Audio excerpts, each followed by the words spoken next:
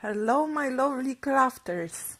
Today I have for you a card in Living Color Pantone of the Year color. As you can see, the Pantone gives us the shortcut how to use their colors. That's why I picked 3 different shades of the Distress inks as well as Distress Oxide inks. First of all, I want a backdrop on my cardstock. My cardstock is watercolor paper, and I didn't want to mask it with any mask or sticky tape. So the easiest way was to cover acrylic block with the Distress ink in Abandoned Coral and Aged Mahogany and put it on a watercolor paper. Keep it on a paper for a few seconds, let's say 30 seconds, maybe a minute, and keeping a pressure on the block to spread the ink around the surface. As you can see, I have a nice distress mix. Even with the white splatters, I will leave those splatters, I don't mind. They actually sound part of the interest of the card. For the next step, I will heat emboss this flower from Concord and Ninth. This is also watercolor paper.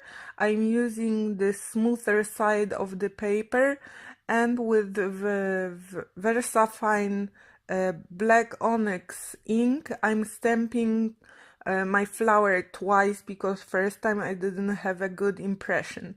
Since I wanna emboss it, this ink is perfect. It's keep wet for a long time, and I will cover my shape with the clear embossing ink and heat set it. This is why that's because I'll be using oxides. Only ink will be covered with the mushy fainted effect, and I don't want it. I want to have my lines clear and visible. As you can see, I'm cleaning my stems with the water and microfiber cloth, and that's it. I don't even use special solutions. So now I'm picking 2-finger sponge daubers. You can buy them on Amazon if you want. And I'll be using actually 3 colors this time of Distress Oxide ink.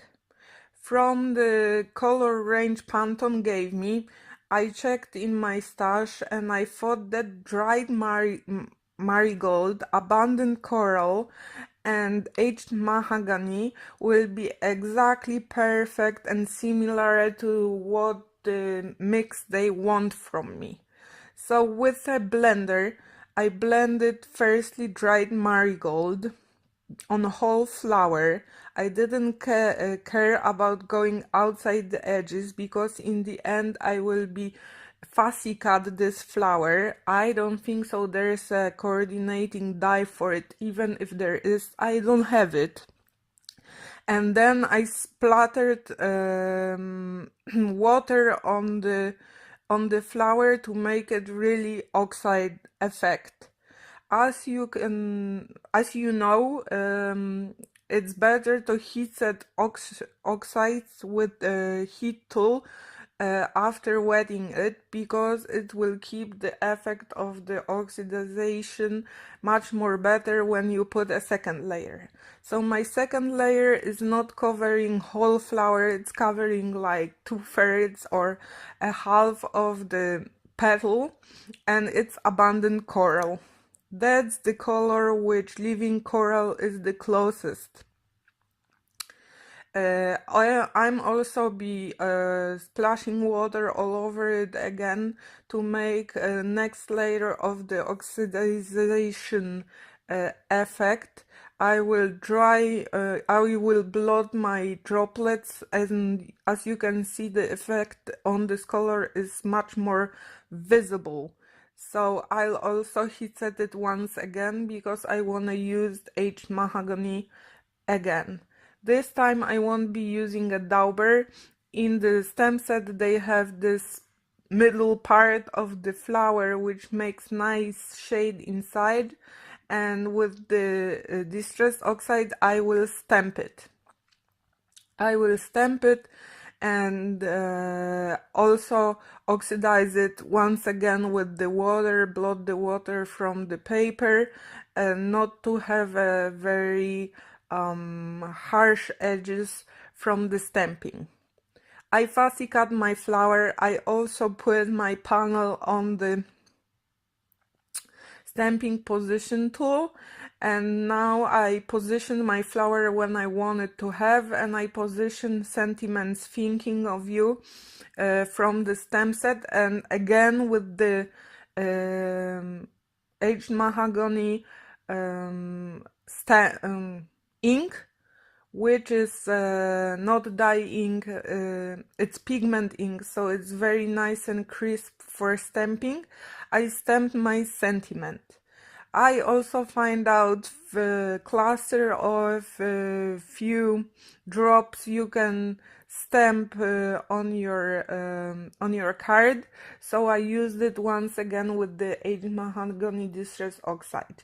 Also, to make it more three-dimensional and my flowers stand up more from the background, I put 3D scotch foam adhesive, and I will adhere my flower to the backdrop with those foams. After fussy cutting the flower, I have also halo of 3D stress inks around, but I don't mind. To make this card a little bit shiny and extra, I will use my Wing of Stella reddish violet color, and just put on the corners of the droplets a little bit of shine. I found out in my stash paper, which is close to dried marigold, and now I'm making my panel for my card. With my bond folder, I crossing the lines, and I actually straighten my panel a little bit again with the trimmer. To adhere my panel backdrop to my main cardstock, I'm using adhesive tape. But I have sometimes problems with the tape, so I have to secure it more with the liquid glue, which I will be using. As you can see, I had a lot of fun making this card, using few different techniques of this card, and fully using a range of the colors with living coral from Pantone. I even find out the paper for my main card, and as you can see, those colors are cooperating very well. Thank you for watching and spending time with me. See you soon in next video.